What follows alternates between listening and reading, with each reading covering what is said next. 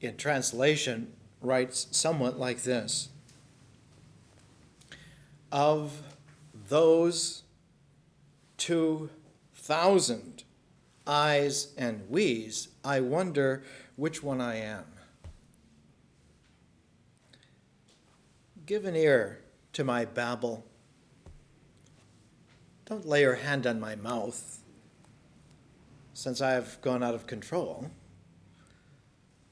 Don't put glass in my path, for if you do, I will stamp and break all that I can find. Because every moment, my heart is confusing and confused with your fantasy. If you are joyous, I am joyful. If you are sorrowing, I am sorrowful. You give bitterness, I become bitter. You give grace, I become all grace. With you, it is pleasant, I am sugar-lipped. You are original. What person am I? Rumi is that mysterious occurrence that happens just before the appearance of the complete spiritual person.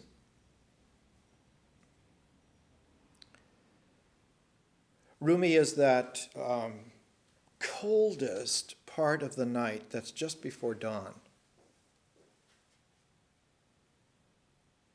If any of you have ever done an earth yoga, you realize that just as the Terminator reaches the farthest point of the horizon of the terrain in which you are, you will feel a deep chill. All living beings feel that, plants as well as animals. If you've ever meditated in a huge mountain range forest, you can feel the sweeping of that going right over the forest, that Terminator line, that coldest part of the night just before dawn. Rumi writes about the way in which the entire integral pattern that was brought together and cinched and understood and approved, known, is shattered. It's shattered not by a breaking, but it's shattered by a profound quality where the center of the structure that held redistributes itself instantly and spontaneously over the entire volume of the form.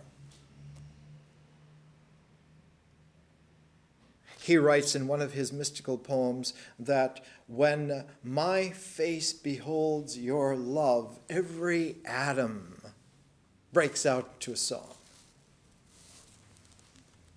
The redistribution of the center of the tension, of the pressure, the focus of the structure, redistributed, shatters the illusion that some aspects were peripheral to some one center.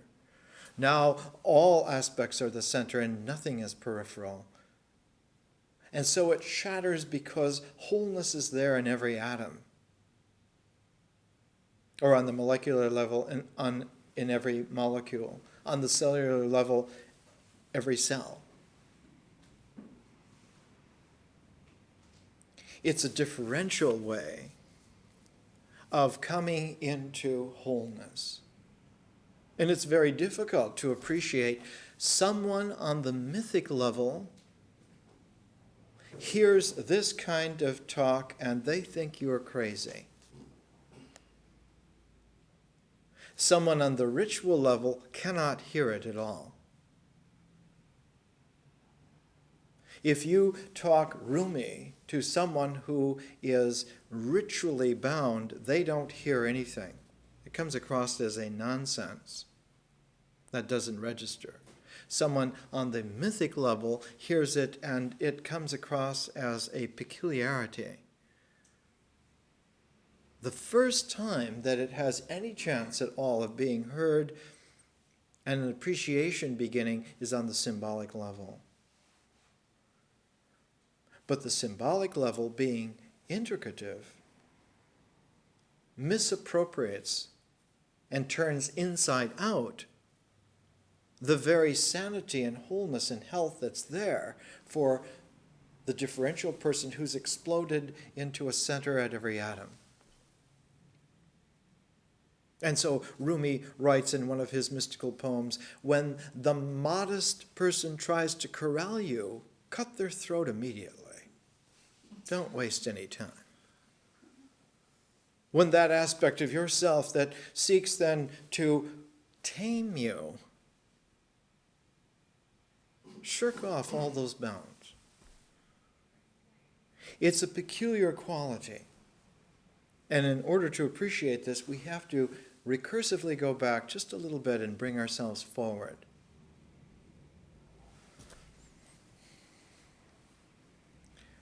One of the first little litmus tests is to remember that rituals do not transform.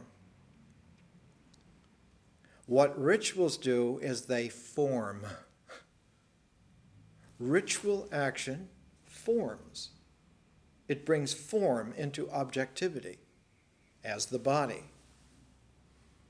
There's nothing transformative in ritual whatsoever.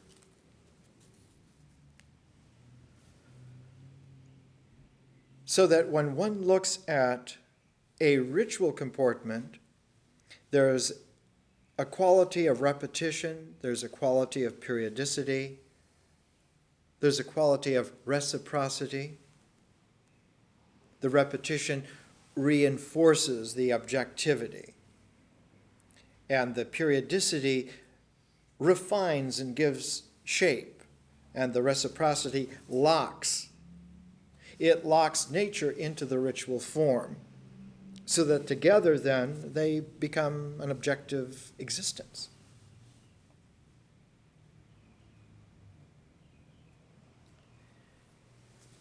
When we move from ritual to symbol, when we move from the body to the mind still understands the body. It forms a pairedness, a parallel quality. The mind and body both work in the same way. But the person, the mature person, is markedly transformed. He is not interested in being a form in the integration continuum at all. So that if one looks to find some kind of an image, some kind of a differential focus, one would say that the person is like a prism. It's meant to diffract light into its entire spectrum. So that the spiritual person is interested in the entire spectrum. All of it's interesting. There isn't a focus that is of more interest than some periphery. To the differential person, it's all equally interesting. Only to the extent that we have to recursively go back, we have to remember that we're dealing in a world that is somewhat limited. A world where the constraints of time and space make it only possible for bodies to subsist and to live at certain junctures of certain niches in the continuum of possibility. If the soil is too alkaline, some plants won't grow. If there's too much stress, some people flip out.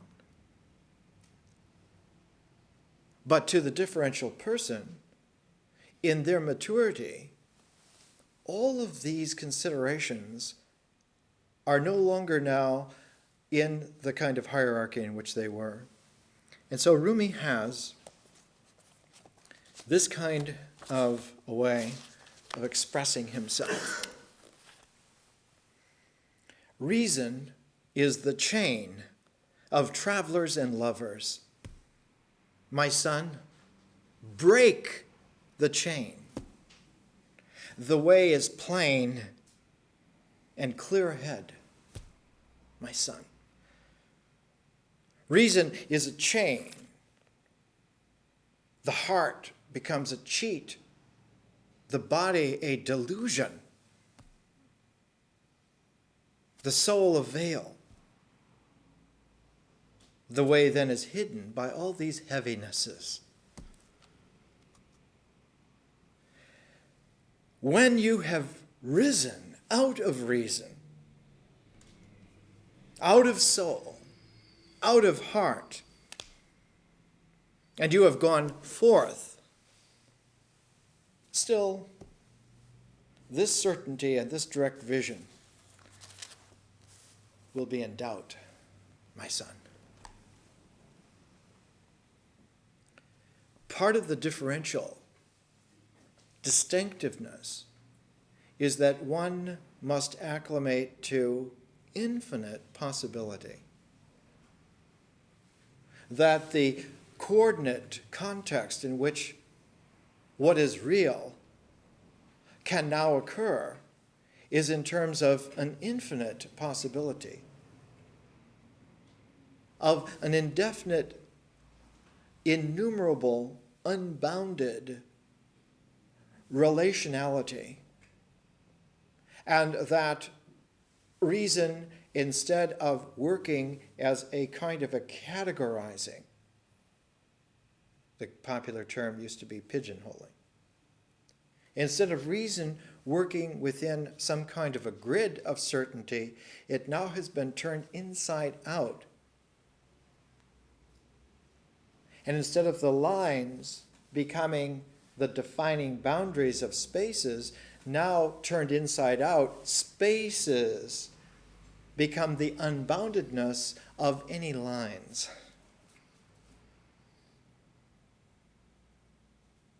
It's like the Asian chess developed in China by Taoists and taken to Japan, and Zen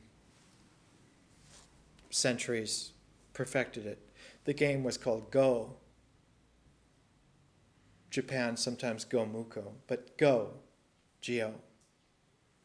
And it has a board, and it has 19 lines one way and 19 lines another. There are two players. There are two wooden bowls full of chips, bits of stone and shell that used to be.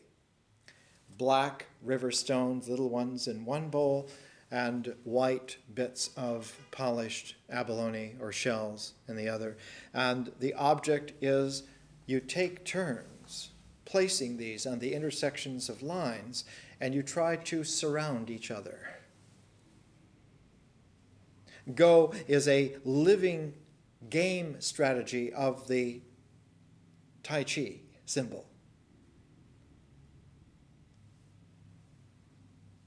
To someone who is superiorly differential, the pieces at the intersections of the line are not the game at all, but the keeping of the unbounded space in continuous flow is what is of interest.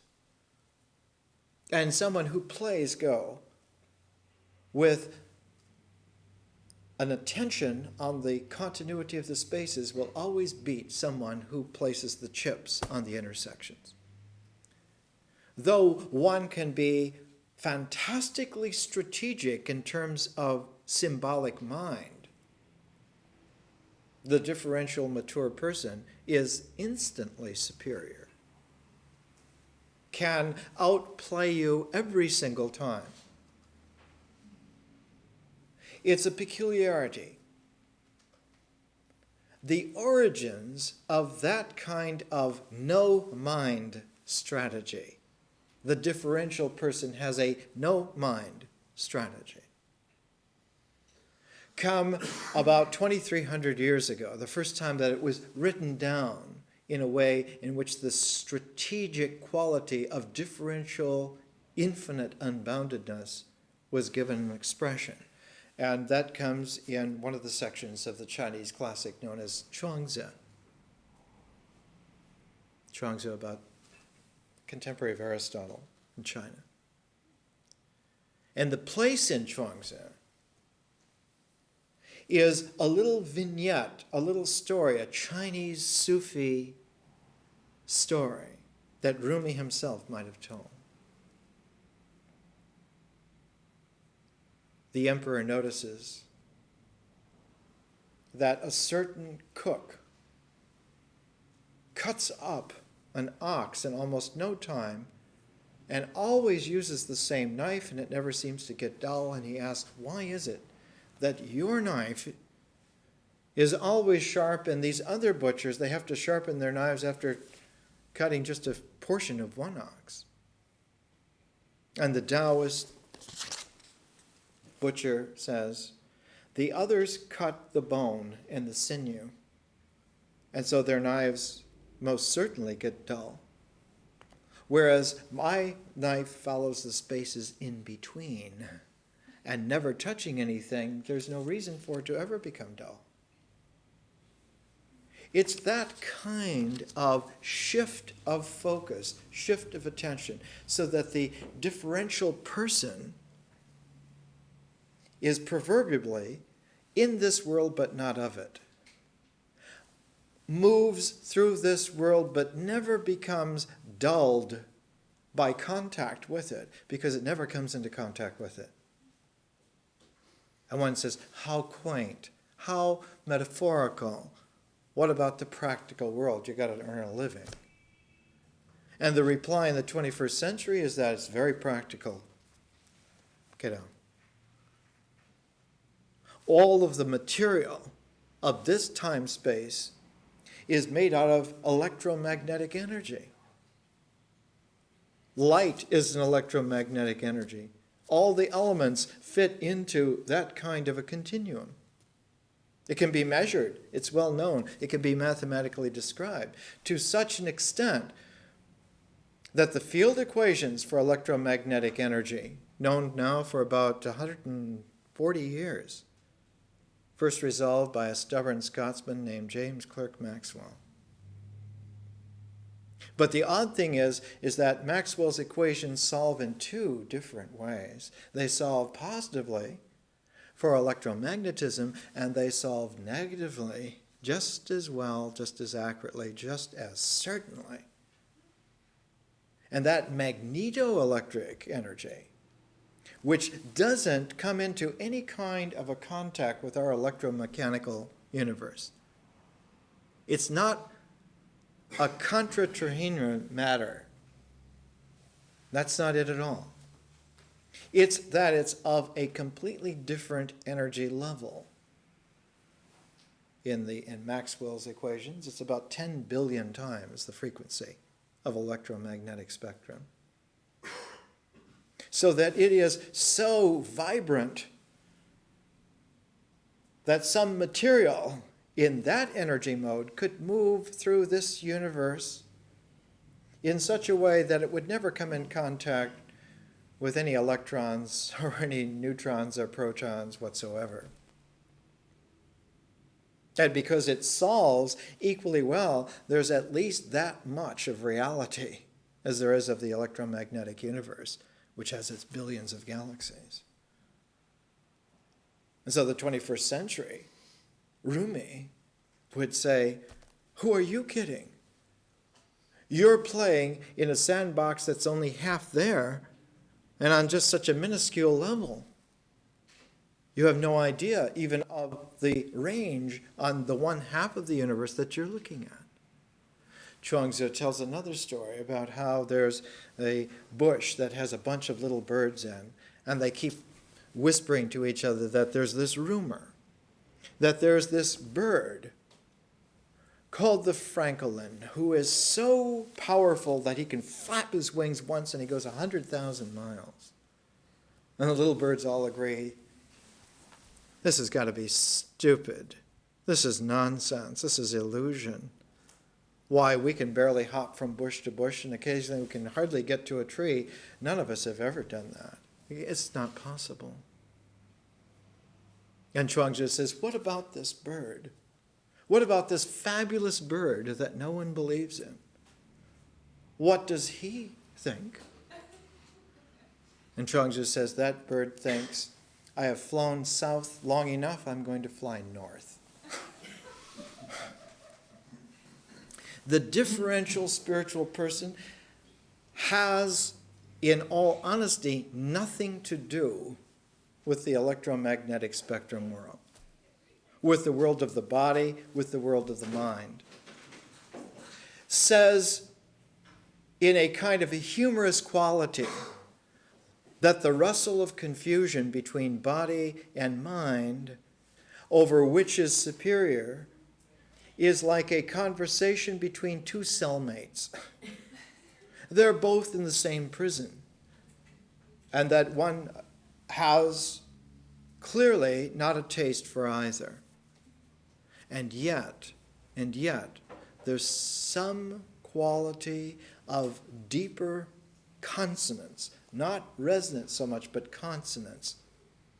A consonance is a harmony which takes in not only all of the notes in a spectrum, but that harmony brings into being what is called the reality of the present. Deeper, that the reality of the present is a presence, and the presence is characterized by its complement, which is an absence.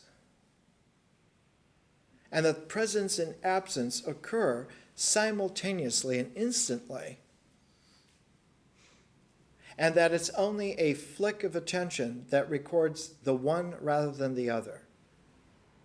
And that one of the penetrative qualities of a differential spiritual person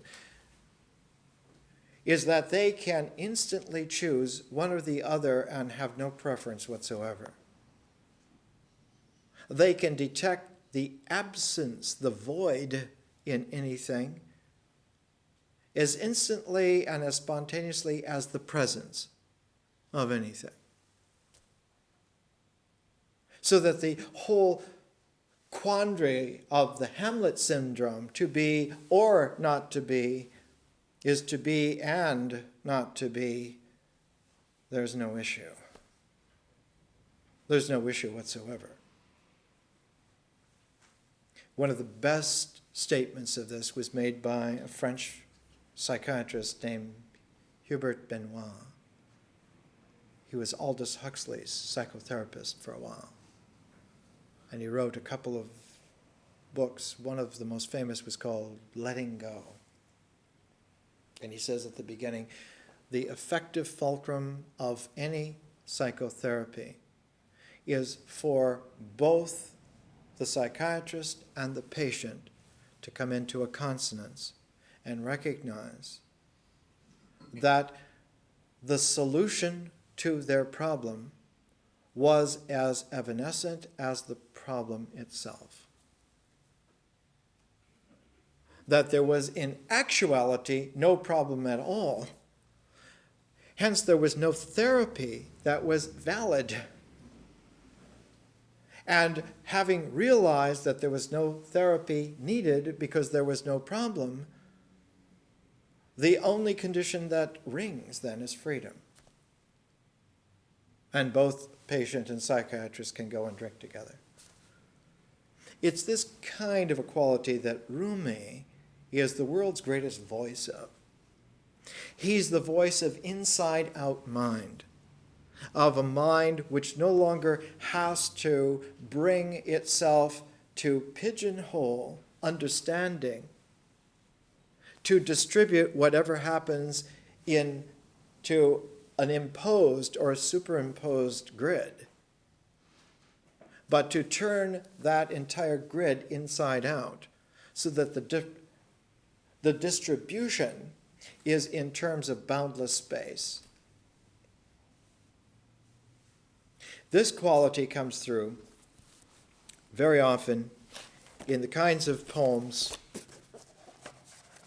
which begin one of his most famous selections, the divan, the songs, the poems of Shams of Tabriz.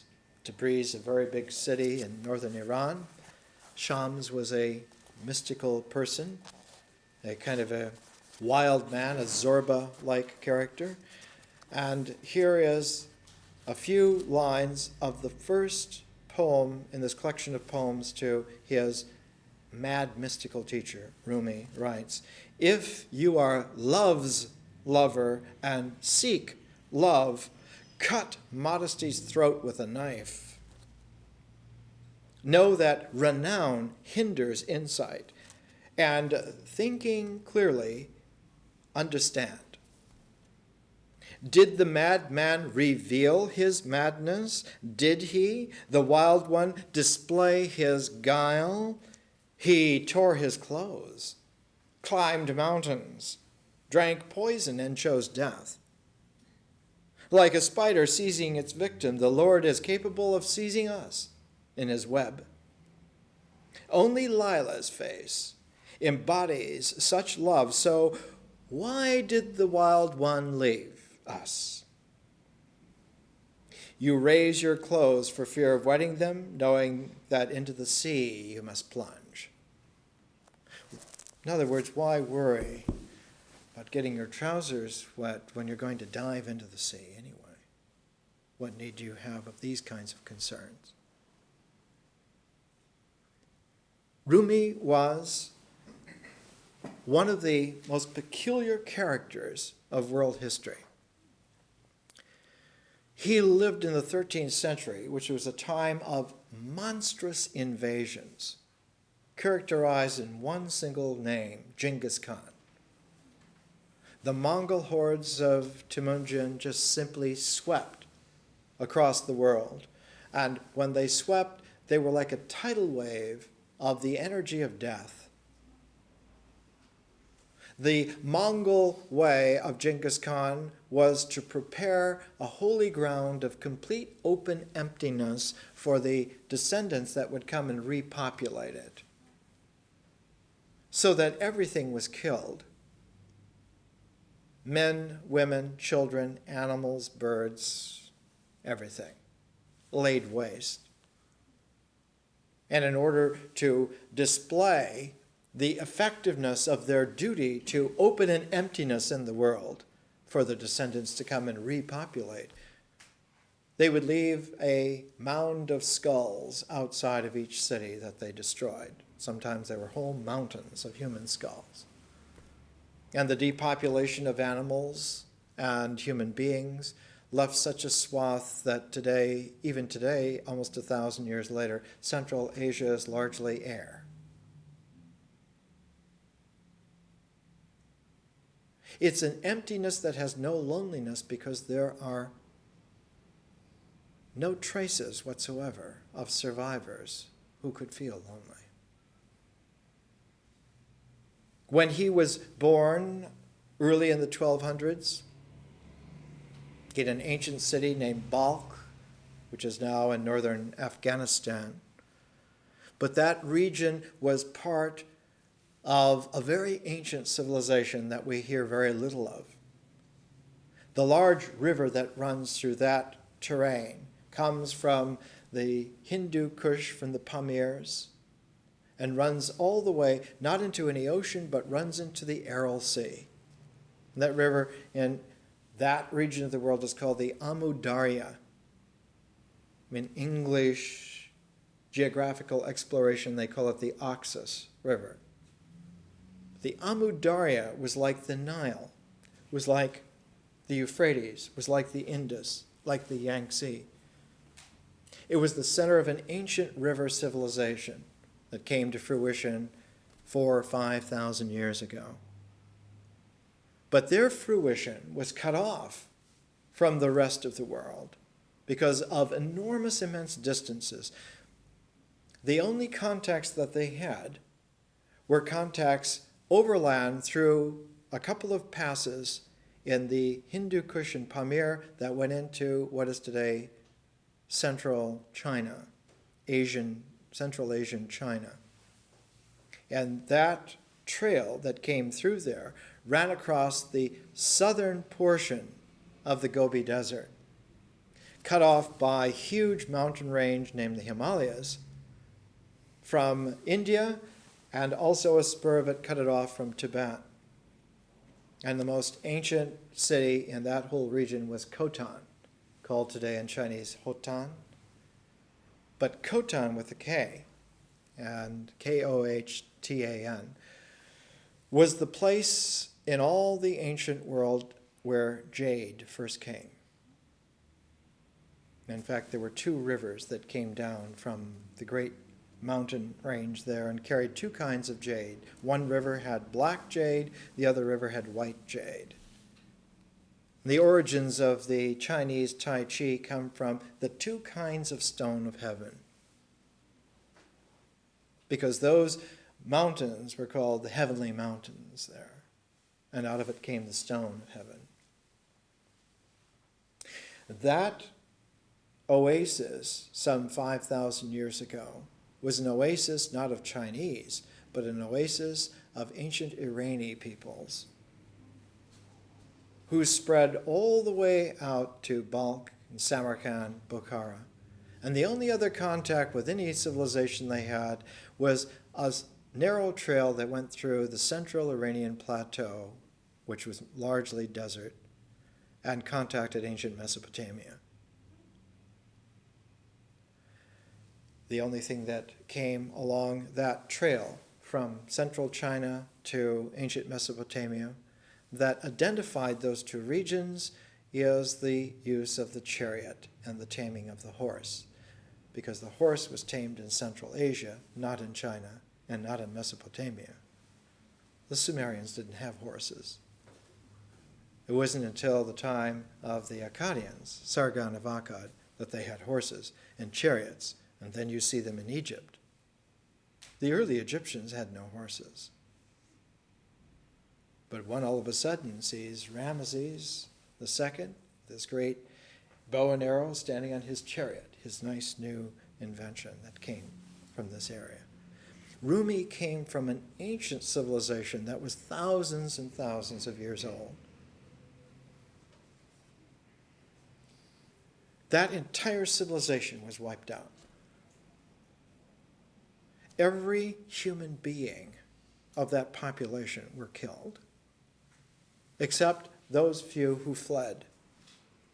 But the places to which they fled and thought that they were safe slowly gave way to the encroaching tide, because Genghis Khan left a voracious group of descendants that simply pushed the conquest on and on. How far did they go? There were groups of Mongols that were on the outskirts of Paris when they were stopped there.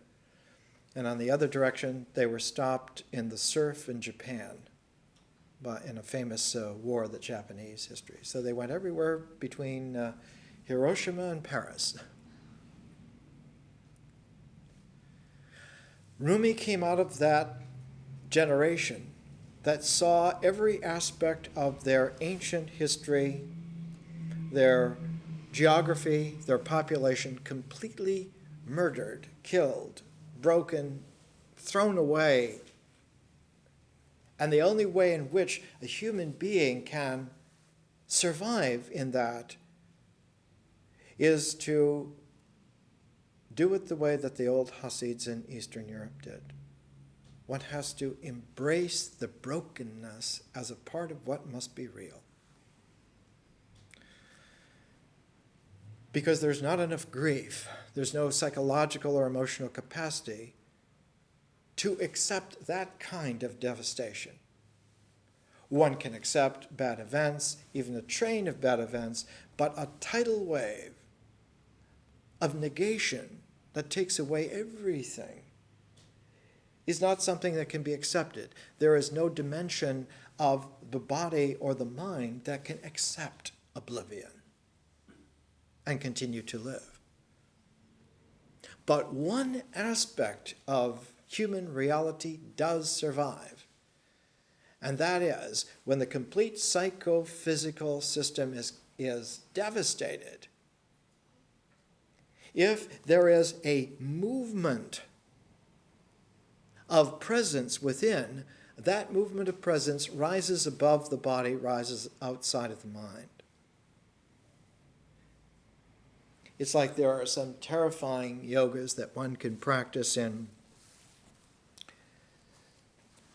dire moments of need to understand such things.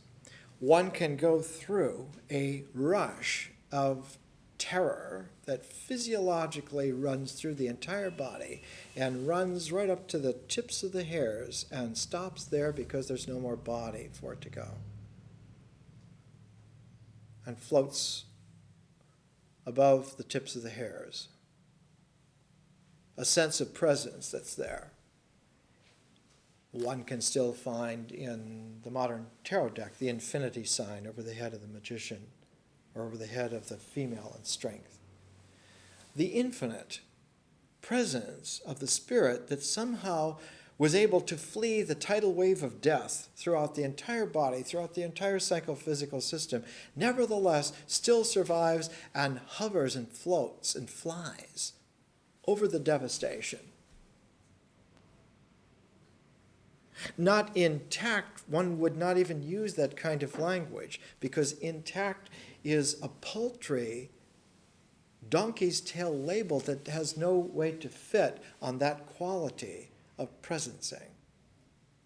And that quality of presencing has no affinity with what was broken whatsoever, because it doesn't depend upon integration for its actuality, but upon differentiation. And the smashing of the psychophysical pattern is just nourishment for the freedom of the spirit. Now, if one misunderstands this in a devolved kind of ritual way, in a use of imagination on the mythic way, you get the kind of Rancho Santa Fe tragedy. People who misunderstand transcendence and death and the body, who miss all the points, are wrong on every single issue. The old way in the mystical, philosophic, pre-Socratic Greeks to understand this was the way enunciated in the mystical poem of Parmenides. He said there in beautiful, archaic Greek poetry, mystical poetry, that it's a disjunction that never occurs. That what is and what isn't are mutually exclusive to the point that they never meet. What is always is, and what isn't always isn't. And the imagination on the mythic level cannot understand this. And so it seeks somehow, in some subtle way, to import or impute an isness to the isn't and call that death. Or the other way, a little less popular, of saying, well, what is really is illusory and it really isn't. But Parmenides was very clear. It's a disjunction that actually occurs, and what is and what isn't do not meet. Like the Taoist butcher in Chuangzi, the blade never touches anything, that's why it's always sharp. Rumi, in his mystical poetry, is speaking from the differentiated spiritual prism of an unbounded self for whom the entire spectrum is of equal interest and doesn't come into contact at all with the integrated body and mind. The pride of the integrated body and mind is a center, is a focus, called the soul, called the self. Rumi would say, who is he? Where would I write him? Does he accept checks? There's no way in which there's an interface, and thus you find this kind of poetic language in Rumi.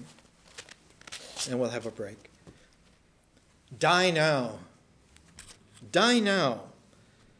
In this love, die. When you have died in this love, you will all receive new life. Die now, and do not fear this death. For you will come forth from this earth and seize the heavens. Die now, and break away from this carnal soul. For this carnal soul is as a chain, and you are as prisoners.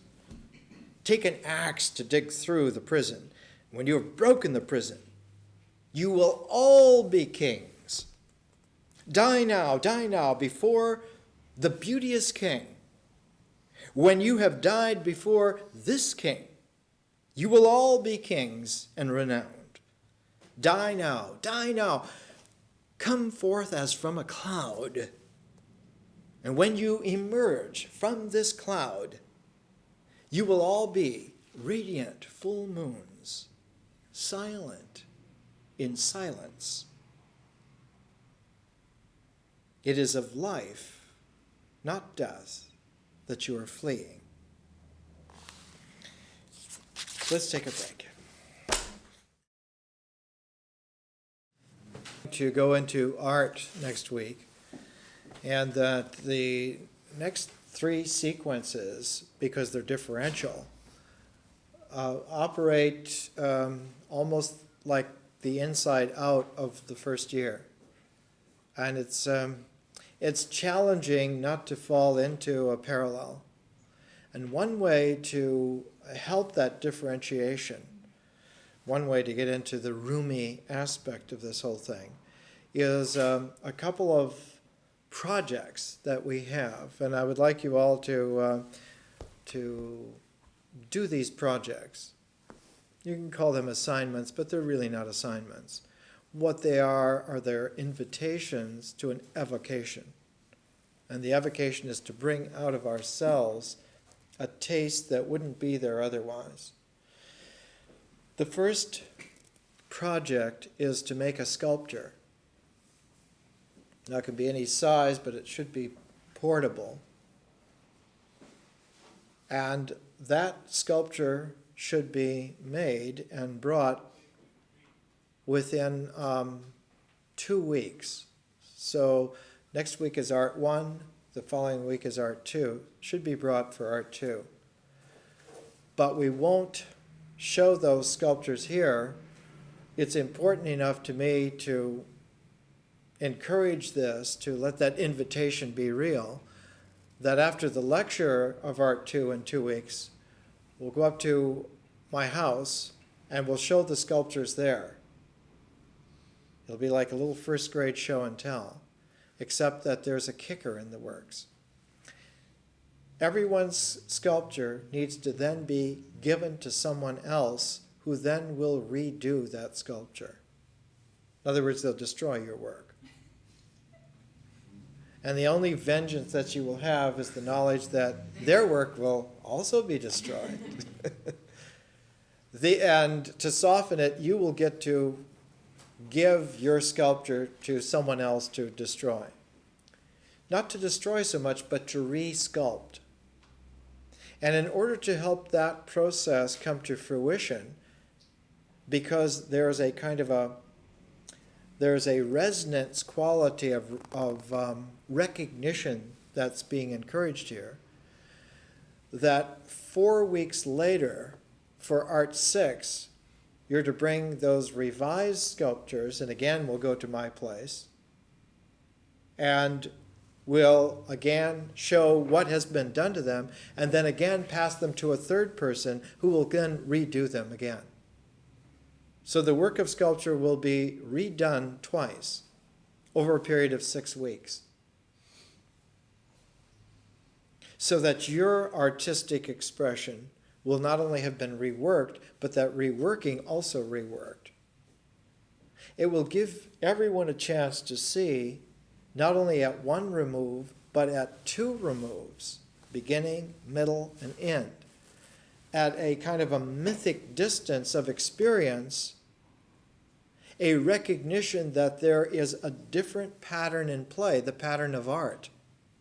That there's an aesthetic pattern that overrides the mythic. And it's a very deep recognition. In order to give us a comparison with that, with the sculpture that's reworked and then reworked, there is another art project, and that is of making a painting. And all of those paintings will be brought at the very end of art 12.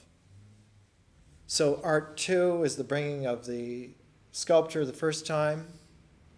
Art 6, 4 weeks later, is bringing the reworked sculptures. Art 10, 4 weeks later, is bringing the reworked. And then Art 12 is bringing the paintings. So that in that 3-month period, in that 12 weeks, we will have, in addition to what I'm able to present here, we will have 2 different kinds of aesthetic fields of differential energy set into motion. One is a personal expression which you get to refine and present at the very end yourself. No one can mess with it. The other is one that has been messed with several times, but nevertheless is from your origin. Now, following art is the most difficult of all of the aspects of this education, and that's history. The project, the assignment in history is very simple. Write a history of your last 2 years. The reason for that, and those histories are presented at the very end of history. So everyone will write out and bring their history of the last 2 years. And this time we'll collate them all together and we'll Xerox them and we'll make a book of all these histories. So you get to keep everyone's versions of this history. History is the 7th of these 3-month-long phases. So that coming at the very end of history, it includes what would be tantamount to your entire involvement in this course, a history of you while you're in this course, plus the 3 months before you came into this course. Those 3 months before you came into this course are a part of this course by resonance. Not integral resonance, but differential resonance. Before you were in this actuality, something in the universe was alert to the fact that this was coming up, and there was some kind of preparation. And we want to, in our histories, be able to reach back and try to tease out those elements that were there. Now, many of you, because of the nature of the time in which we live in a time where Genghis Khan is no longer some Mongol horde, but Genghis Khan is the dissolving of the civilization that we grew up in. Talk about a tsunami wave. The dissolution of this civilization is just as certain as if it were a Mongol horde. And that the only way that we're able to live and survive is that we have found a way to fly above that dissolution. Were we to have stayed where we were 10 years ago, 20 years ago, 30 years ago, they would have had to lock us up or bury us. We have survived because we have evolved, we have fled in some way and learned how to keep above it. It's the only way that we're still here. So the history assignment, the history project, is one of trying to recover a previous 2 years and give it a historical pattern style, a stylization. And when there's 20 or 25 people that do this in all conscientiousness together and you have this kind of comparative field, the differential vision that comes out of that is enormously powerful. However much one gets out of the presentations I'm able to deliver, this kind of contribution is dwarfed by that kind of differential scale. 20 or 25 people presenting their last 2 years in all of its pattern detail together constitutes a real triple whammy, as Yogi Berra used to say. It's an incredible experience that one would never run across in this life otherwise. So it's a unique happening. And the fact that we have then a final 3-month period, science, to follow that gives us a chance to take a look at the cosmic implications of a universal knowing, which is what science really is, in the light of the aftermath, the afterglow of this historical, apocalyptic denouement. So these assignments, the making of a sculpture and the making of a painting and the writing of a history, are challenges that should be accepted as invitations to evocation rather than work, rather than some kind of scholastic thing. I mean, nobody is interested whatsoever in grading and teaching. I'm not interested in being a teacher in that regard, or you and students in that regard. All that stuff is extraneous. We're into a dramatic mystery play that's happening with such profundity and so many levels and nuances that the only way to have an appreciation of this is to tease out certain nexes, not centers, but nexes, which are then allowed to ring. And whatever sound comes out of those resonances, the interpenetration of those resonances, we want to be able to hear. And all I can say is that having done this for over 3 decades, what comes out is not noise but music. And that it is always music is devastatingly humble. One finally gets it that that spiritual pattern is there whether called or not. It's there. But we have to use the ancient Paleolithic techniques that we can't go hunting it. That the ego, the mind, are not good enough hunters to go and hunt it. But what we have to do is we have to lay little traps for it, and we can trap it. We trap it into disclosing itself.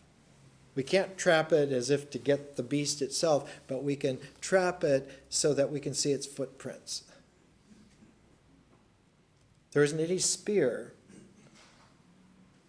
that we could pick up and throw with enough force to bring down what we need to know. But we can learn to sprinkle flour on the floor and see its footprints. And that there are footprints is absolutely astounding. That you wake up in the morning and that the cookies are eaten and the milk is gone and there are toys under the tree. That kind of phenomenon actually happens is unsettling to the ego, to say the least, because it means then that somewhere there are real parents in the world. But to the spiritual person, it's like a joy because we belong to a family of mysteriousness that is quite actual. And that its efficacy dwarfs whatever kind of demonic energies suppose that they could be. That the little demons don't have anything to do with those higher levels of reality whatsoever. And if you've suffered, it's really great to know that their days are numbered. Okay, let's come back. That's an advertisement, by the way. But I learned the old Iranian saying about demons is the way to handle them is you tie their tails into knots. They get more interested in trying to undo the knots in their tails than you.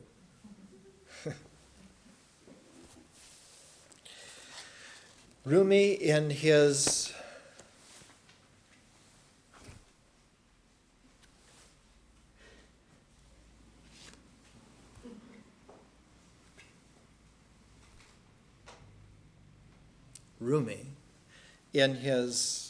fleeing with his father, who was a Sufi master, who was a teacher.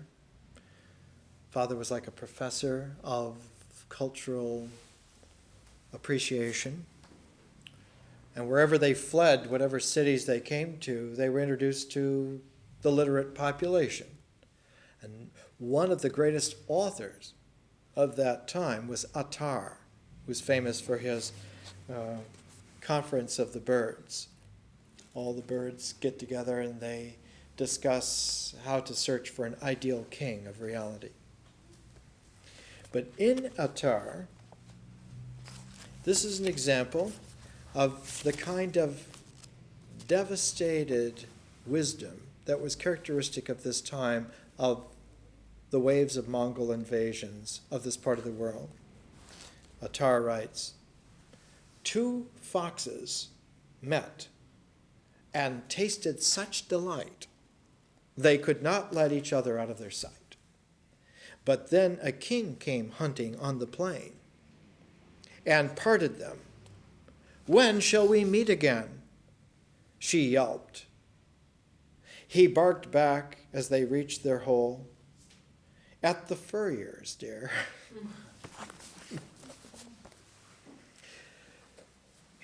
Attar recognized in the adolescent Rumi that he was mystical genius and encouraged him to deepen his learning. But of course, Rumi at that time saw a deepening of his learning as something that the mind does. The mind deepens the learning. And so he became an even deeper intellectual. In fact, when they finally settled in what is today Konya, in present-day Turkey, he became a professor. Well-known, renowned. He had students and he had a position. In fact, he was a very distinguished member of the intelligentsia of the whole city. And until he was about 40 years of age, he occupied that kind of a position. And then a madman came to town. And in a short space of 3 years, Rumi simply gave up everything. He gave up his position. He gave up being the patriarch of a family. He became this wild, mystical genius. Of course, the other faculty members, the students, the family said, "This madman, Shams from Tabriz, is causing such havoc. Drive him out of town. Let's bring Rumi back." So Shams left and he went to Damascus, and Rumi sent his oldest son to go and bring him back. "I want him here." A mystical relationship. This is God's love that's happening here. He was brought back, and shortly after that, he was driven out again and never heard of again. Obviously, a dagger in the dark, as they say. But ever after that, Rumi was completely changed. He was turned inside out so that his attention no longer was on the body and the mind. He considered the body and the mind prisons from which one should break out at any cost at any time. That the prison was not so much that they were an illusion, but that they existed. The fact that the body really existed is a prison. The fact that the mind really exists is a prison. And we need to look at this for just a moment.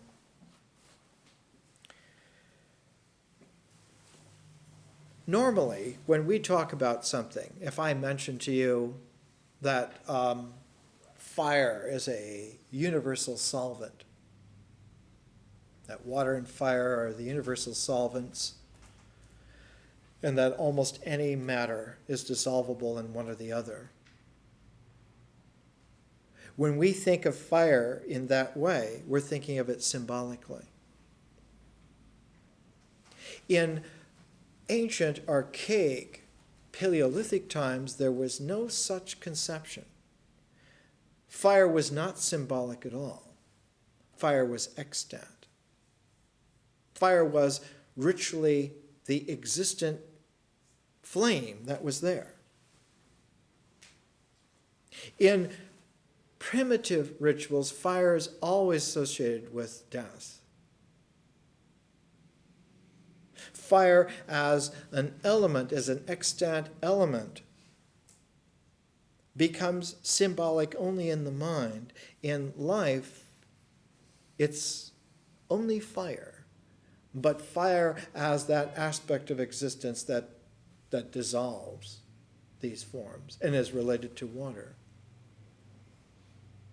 It's only later on, after a transformation, it's only later in the development of human beings, it's only in the Neolithic that one begins to see that there's a third solvent, that water and fire are natural solvents, but that there's a third solvent called alcohol. And there are many organic compounds that are soluble in alcohol. They're not soluble in water. And it's not that they're soluble in fire, because fire would destroy them, but they are soluble in alcohol so that they could be reprecipitated out again. One of the aspects of a solution of a soluble medium is that you can bring what has dissolved in them back out. Rumi speaks in one of his mystical poems. He says, when you come before the beloved, come as sugar that will melt into them. It's the only way to come. One has to give oneself to the soluble universality of love. What happens then is that when you come back out into form, you will be completely changed.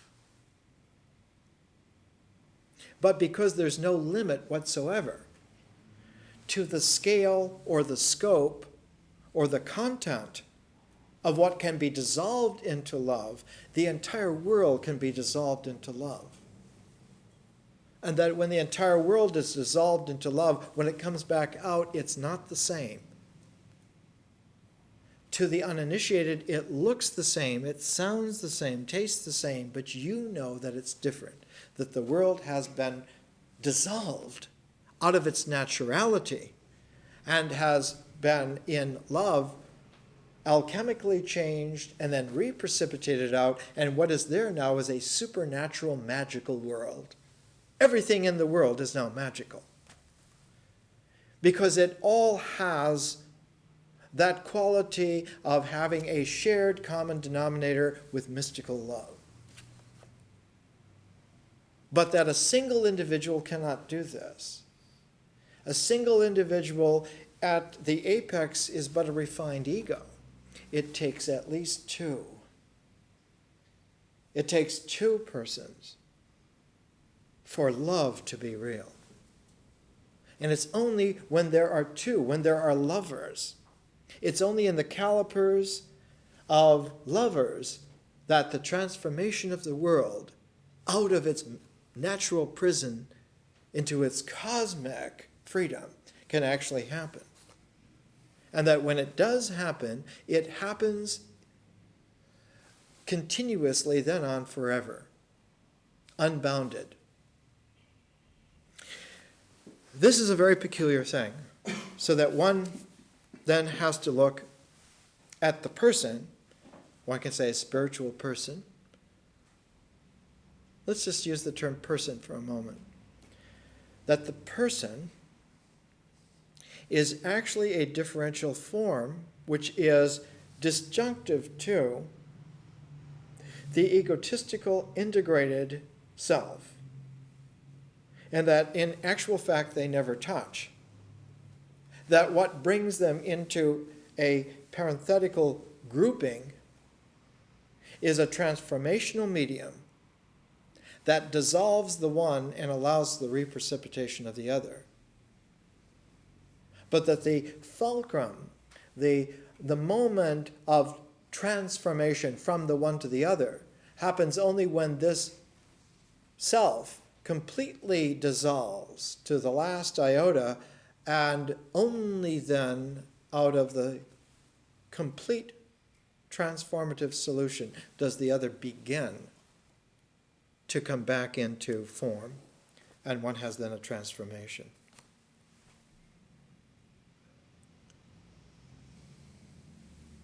The body, in an integration completeness, the body is a case for the brain.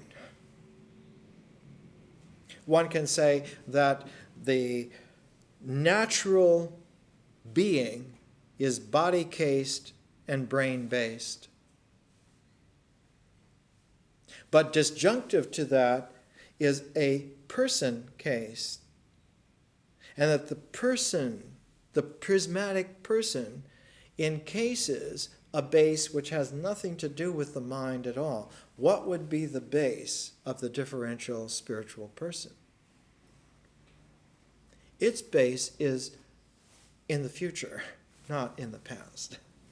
Its base is not the body, but its base is the largest scale of objectivity possible, which we use the term the cosmos. So the spiritual person is cosmic based, whereas the brain based body refers always back to nature. So Rumi, it's all good Sufis, always say, don't look for your savior in the past. Is to come. She's to come. It isn't back in nature, but it's forward in the cosmos, it's in the heavens. That paradise is not back there in some natural coordinates, in a geography, but it's out there in a possibility that has a celestial, spherical, that one navigates out there by harmonics, not by geography. So that one not only turns inside out, one changes completely the way in which intelligence becomes operative. If we look at our course here, if we look at the beginnings of the way in which people talk in the civilization that has crumbled in our own lifetime, the basic way in which they made sense to each other ultimately was in terms of analogies to geometry. The geometric basis of intelligence is about 2,500 years old, and it's become universal. But using geometry as a basis of analogy for confirming intelligently that structure holds doesn't exhaust the possibilities. For instance, equal to geometry, chemistry. Chemistry is equally as valid as geometry. And one could have analogies and certainties and structures from chemistry just as well. If we did this, if we took two examples, if we took geometry and chemistry, how would the procedure of our education turn out from a Rumi perspective? How would it work? In terms of geometry, one looks to something that we're going to bring out starting next week. We're going to take Kandinsky and Max Ernst. Our first pair of books in art are these. Kandinsky's Concerning the Spiritual in Art, and this monograph of Max Ernst. In order to help people understand what he was writing about in this beautiful mystical poetry, Kandinsky's Concerning the Spiritual in Art is like Parmenides' mystical poem. It's like Rumi. He completely goes into the differential to reach back and allow you to operate in the integral mode only in terms of a memory which is alive in a differential person who's cosmically based. Only to appreciate art from an artist's standpoint who's still working. An artist who's still working is markedly different from someone who's in the integral cycle.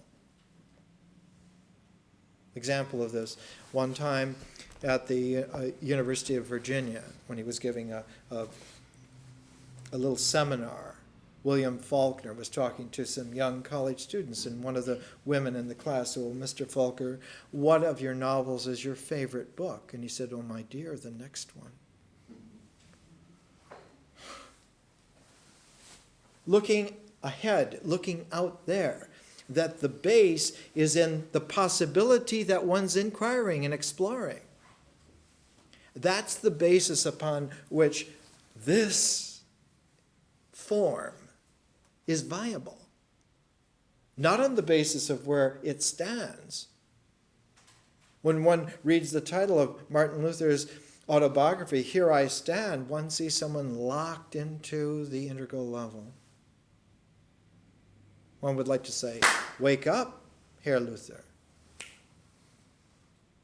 And those that did were not very effective in his time. And yet one finds someone contemporaneous with Luther who understood that that was no place to stand whatsoever. That contemporary of Luther's was Paracelsus, who understood that alchemy, that transformation, was everything, and that it was completely revelatory of an other of such dimension that it just dwarfed down to little sandbox toys. All of the trinkets that people like Luther would hold to be worth not only coveting, not only worth fighting for, but killing other people for. These are our toys. You're trying to speak badly of them. You're trying to take them away from us. Whereas to a differential person, it's ridiculous that one would kill someone for that, or even hoard them.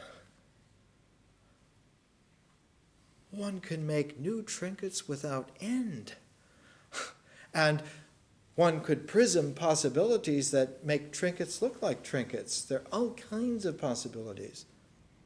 So when human beings are free to be real on that scale, they lose the taste for intolerance. They lose the taste for coercion of themselves or others. And all of the authority structures of the world that are dependent upon that kind of hierarchy do not like someone to talk this way. They don't want to have it known that this is the ordinary intelligence of the cosmos. They want to say, well, this is some secret occult wisdom that only very few, and those are really strange people, know. And they only know this in an illusory way. That somehow Paracelsus belongs to some kind of occult minority that really are shunnable. They're not very nice people. His own time called him bombastus because of his personality. Because like a Rumi, he destroyed all semblance of order wherever he went. It's true that he changed the face of medicine, that he found that using a chemical basis, iatrochemical medicine, that all the little medieval correspondences didn't really cure disease, but when you went into the chemical structure of things, you could actually cure diseases because they're chemical based. He's the beginning of modern medicine. Oh, well, this is just a little aside, some of the history books say. He stumbled upon this in his spare time. Yes. It's essential to the structure to understand. Now, with Kandinsky and Ernst, the way in which Kandinsky tried to improve upon the audience understanding concerning the spiritual in art, he wrote a complement to it called Point and Line to Plane, which is the old Euclidean geometry, only you have to understand it in Pythagorean differentiality in order to get it. Point to line to plane. A point, writes Euclid 2,300 years ago, is a locus of no dimension. Doesn't have any dimension at all. 0 dimension. That means it doesn't appear on any graph, even if you reduce the graphing down to 1 dimension. A locus is there in 0 dimension. When that focus moves, that movement generates the line. And when that line is generated, its vibrancy, its vibrant resonancy creates coordinates that make a plane. Now, you can look at this course in such a way that if you translate that into the electromagnetic activity, into Maxwell's field equations for the electromagnetic positive solutions, a point is what an electrical charge is. A line is what an electrical current is. And a plane is an electromagnetic field. Now, with just that little 3-pronged correspondence, one can right away read electrical manuals in a completely new way. It's not allegorical. No one needs to adopt some kind of religious outlook or some kind of mythic outlook to reread transformatively any statements about electricity. Because now charge and current and field become capable of an aesthetic realization. One can do the same thing in terms of chemistry. In chemistry, there are generally 3 phases of material. There's solids, there's liquids, and there are gases. We know in the 20th century that there are also plasmas, a 4th state of matter. But the classic phases of matter are well known. In fact, one finds that towards the end of the 19th century, there's such a thing as the phase rule. One has whole chemistry books written on the phase rules and the principles of phase equilibria,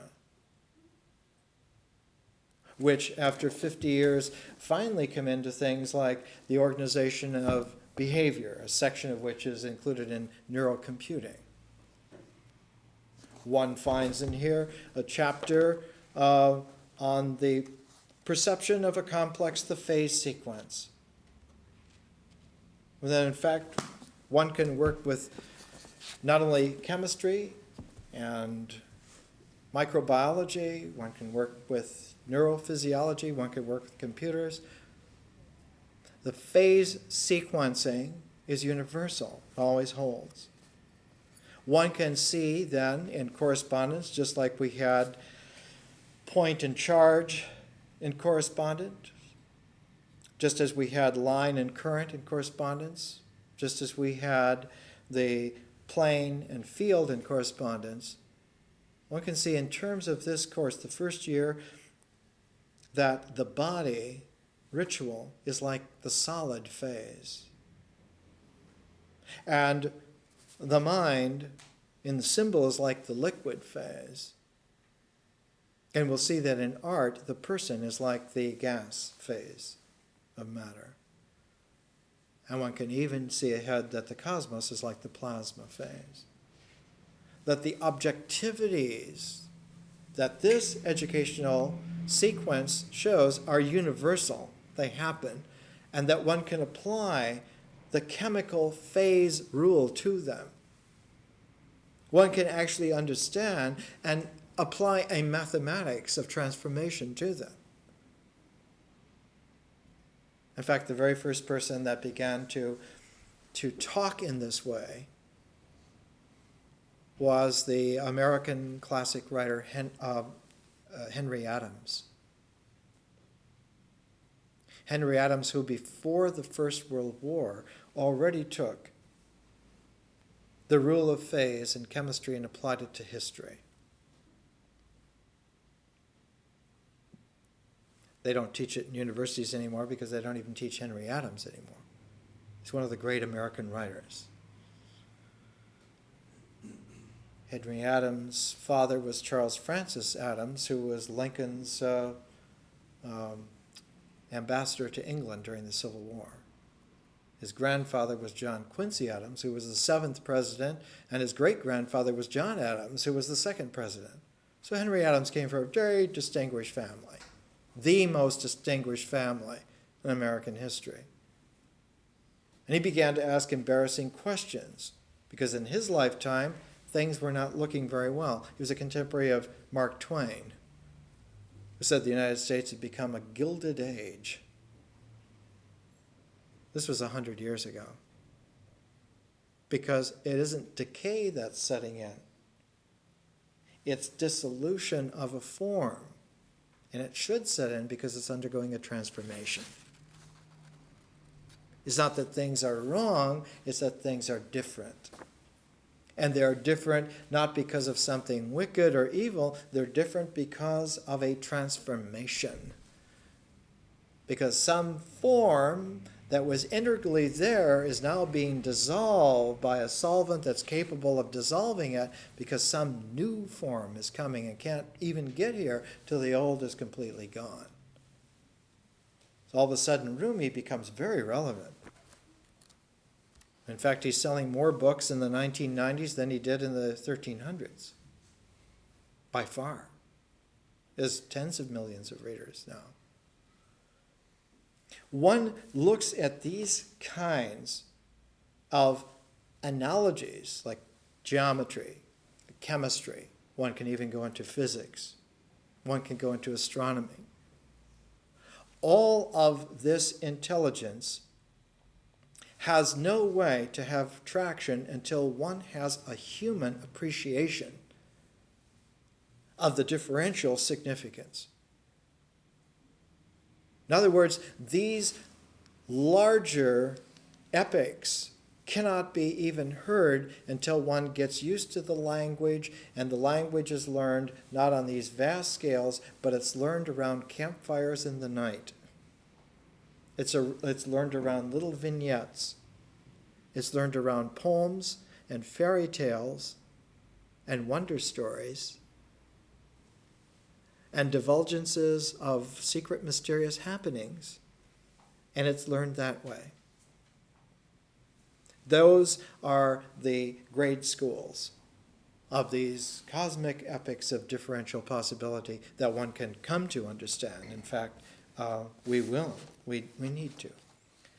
So when Rumi begins his great epic work, the Mathnawi, which is in 3 volumes of this size, 25,500 verses of 22 syllables each. The Mathnawi is longer than the Iliad and the Odyssey combined. He gives it 2 different introductions. He gives it a prose introduction for a couple of pages and then a poetic introduction. Here's how the prose introduction begins. He says, this book is the root of the roots of the roots of the true religion. It's not about the true religion. It's not about the roots of the true religion. It's not about the roots of the roots of the true religion, but it's about the roots of the roots of the roots of the true religion. So he sets immediately in progress here a recursion quality. In mathematics, it's known as a recursive curve. And those only make sense in differential geometries, and those geometries always have to do with parabolas and curved spaces. So that when one looks into the cosmos to find what is the most conspicuous parabolic curved vector phenomena, the answer to that is a comet. That's how you would describe it. So one looks for trigger of new age, holy, Rancho Santa Fe. One looks to comet for little trigger. But if you don't understand anything at all about, not only not about yourself, but not even not about your not self, was there something wrong with the way I said that? The confusion becomes asymptotic. As soon as you get confused, you get more confused about the confusion. And finally what happens is a cloud of embarrassment. Don Quixote, says Cervantes, was a great knight because he was never daunted by embarrassment. He was never stopped by the considerations that he might look like a fool. He went into battle. That the greatness of Don Quixote is that he is a differential conscious knight. Cervantes says in this beautiful, humorous way, he says that Don Quixote read so many books on chivalry that his brain dried up and blew away, and what was left was Don Quixote, who was willing to saddle forth at a moment's notice to save any damsel in distress, to undergo any penance, and to take Sancho Panza with him, promise him a whole province for himself when they're victorious. Sancho, you will have wine and food aplenty as soon as we are victorious. It's the future savior, you see, something out there. But what's the basis of Don Quixote's savior territory is the entire cosmos in its absolute infinite future. And only when that is livable will Don Quixote be seen as a heroic man. On the integral level, in terms of the geography of the Spain of the 1600s, Don Quixote is a complete fool. He's the laughingstock of literature. Born in the feverish brain of Cervantes in some prison in North Africa. But Cervantes is like Rumi. His familiar intelligence is of a universe that continues to widen at an asymptotic pace. He is at home completely in that scale of freedom, as is Rumi. When Rumi looks at the prose introduction to the Masnavi, to his epic, he says this. Listen to this.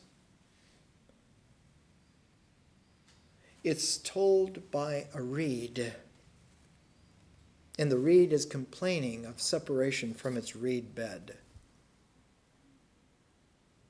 And that only those who are likewise torn from their context will be able to hear and sympathize with this plaintive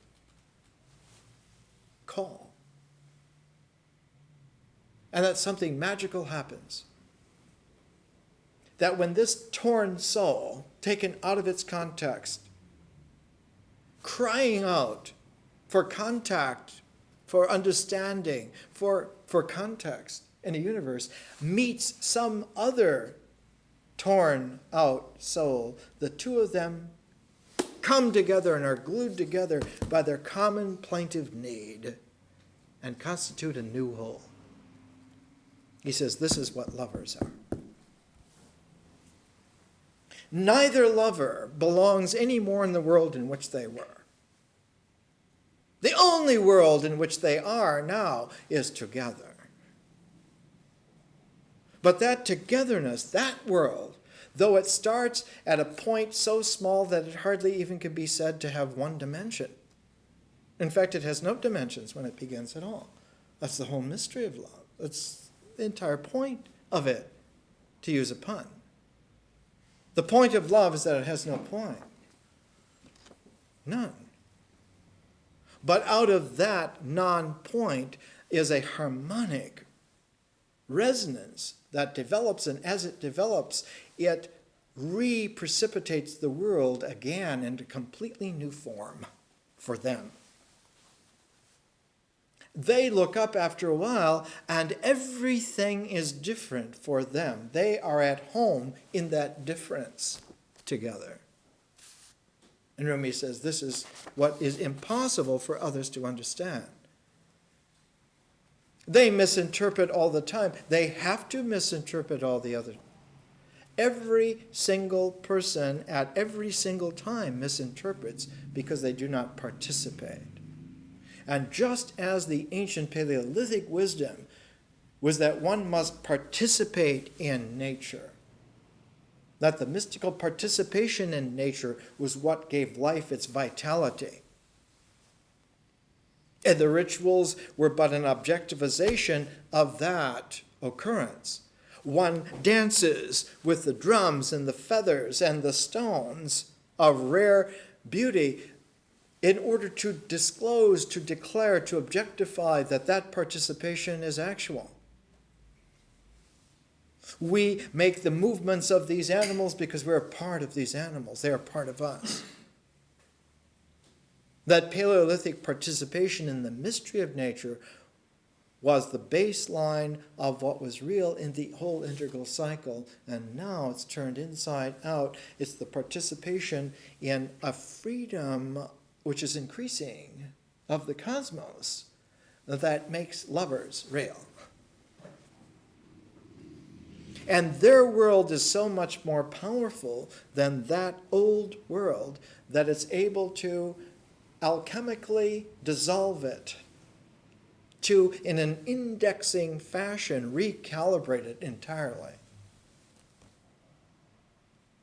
So that the lover can look at the beloved and see every atom in their face crying for joy. What do you care what color they are? Every atom is crying for joy. It's not that one is tolerant of differences, that one is joyful of possibilities. It is a completely different emphasis. It is a scale where humanity no longer is a nicety of parlor politics, but it's an actuality of the very structure in which relationality happens. This is a completely different emphasis. And so Rumi is able to write a poem like this.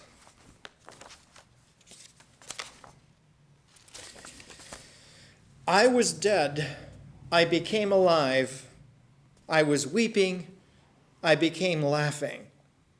The power of love came, and I became everlasting power. My eye is satiated. My soul is bold. I have the heart of a lion. I've become shining Venus. He said, you are not mad. You are not appropriate to this house. I went and became mad. I became bound in shackles. He said, you are not intoxicated. Go, for you belong not to this party. I went, became intoxicated. I became overflowing with joy. And he goes on in this way. The theme here is that the intoxication is the wine, which is the solvent, the transformational solvent for the organic substances that make us humanly possible. The wine dissolves those substances that make us humanly possible out of nature into the cosmos of love. we reprecipitate out. And when we do so, our intoxication sends a harmonic out which redissolves the world. And even the animals and birds become intoxicated because they have imbibed the wine that we were drunk on. And they look at us in a different way. The birds now are not just noise, but they sing to us. The animals' movements are no longer just the incidentals of their looking for food, but they are a dance of exploration. And every aspect of nature becomes a tutor to possibility for us. It's this quality that Rumi is the great poetic master of. But however magical this whole quality, and at the very heart of the Masnavi, when he writes about this, he says that the protagonist in this, the Don Quixote for Rumi in this, is Majnun, who's looking for his lover. In our time, one of the greatest mystical music artists, amazingly born in the United States, was Alan Hovhaness, he's still alive, who wrote the Majnun Symphony. Of all things, commissioned by an industrial society in Lubbock, Texas, and performed there in January 1974. Can you imagine that a Sufi symphony would be commissioned by the Center for Arid and Semi-Arid Land Studies at Texas Tech in Lubbock? You see what I'm getting at? The mystery and magic of the differential cosmos pays no attention to the identifications that were there before. Who cares that the Center for Arid and Semi-Arid Land Studies at Texas Tech is an engineer society? They commissioned the Majnun Symphony because they were getting into it. Like Hovhannes' Visions, or his great symphony of Mount St. Helens. He used an exploding volcano as a theme for a symphony. Why not? Mysterious Mountain, commissioned by the Houston Symphony. And our music, which we use, the great Fra Angelico, it's on this cassette with many other, Mountains and Rivers Without End, as other.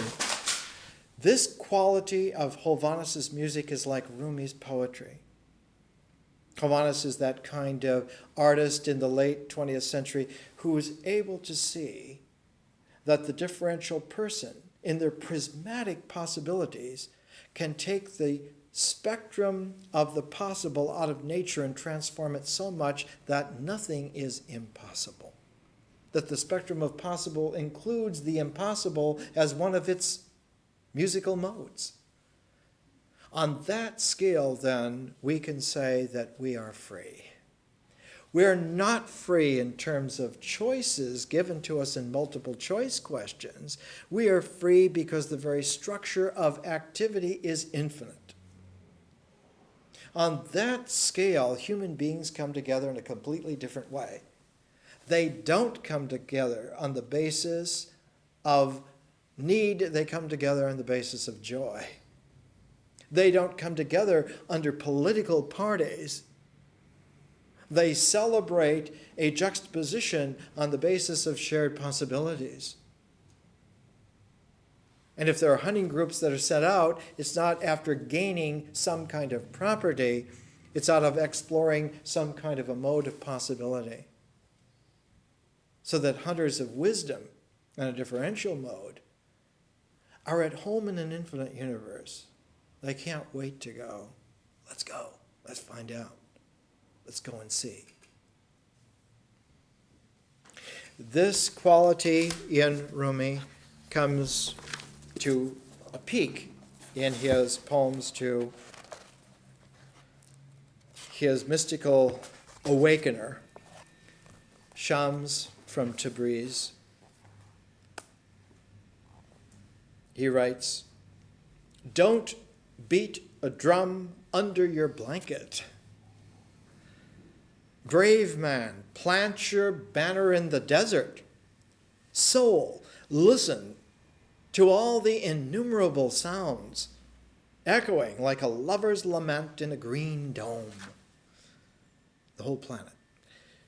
When the buttons on your shirt burst open, know it's caused by the drunkenness of love. Behold heaven's triumph and Orion's surprise. How the world over is troubled by love, yet purified throughout, just as the sun slays night and affliction trails after joy. I am silent. Speak, wild one, whose face every atom of the universe adores. It's not only that all the world loves a lover, every atom in the cosmos knows you, because their resonance now is yours. That's freedom. That's what an education is for. To alert you to your heritage. More next week. Don't forget, Kandinsky and Ernst, and do your sculptures.